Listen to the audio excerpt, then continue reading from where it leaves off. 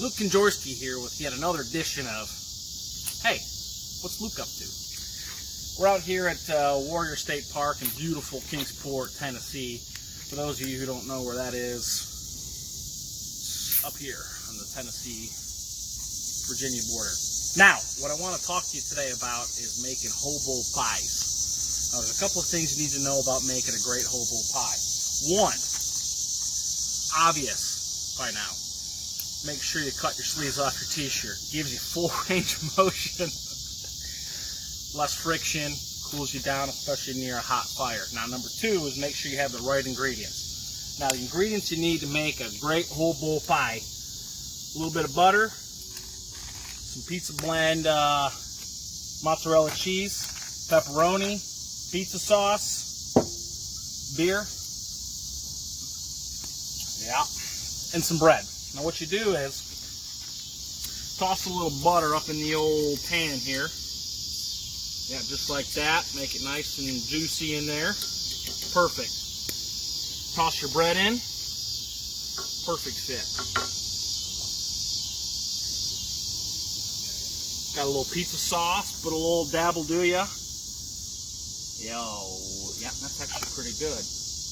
Where'd my knife go? Well, you can use your finger if you don't want to do that. Yeah, that's good. Very delicious. Next, toss some of your 4-cheese pizza mozzarella on there. Go ahead and be a little liberal here with it. Go ahead and toss it on there. Make sure you get it nice and juicy in there. Very good. Now, you can put pepperoni in there. You can put green olives. You can put blue olives. You can put whatever type of veggie you want on there. But I like to be pretty generous with the amount of pepperoni usage. Yeah, that's about 15 or 20 in there. That's probably good. Now,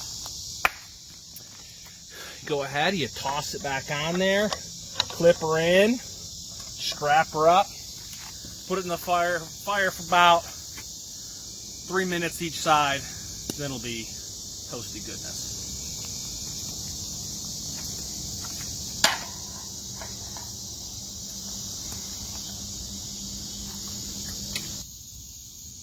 All right, we got 3 minutes each side on the hobo pie maker. We should be good to go. Let's take her off and take a look at what we got here. Oh, look at that. Absolutely perfect on both sides. Well, I'm going to enjoy my dinner now here with the hobo pie. We'll check you later.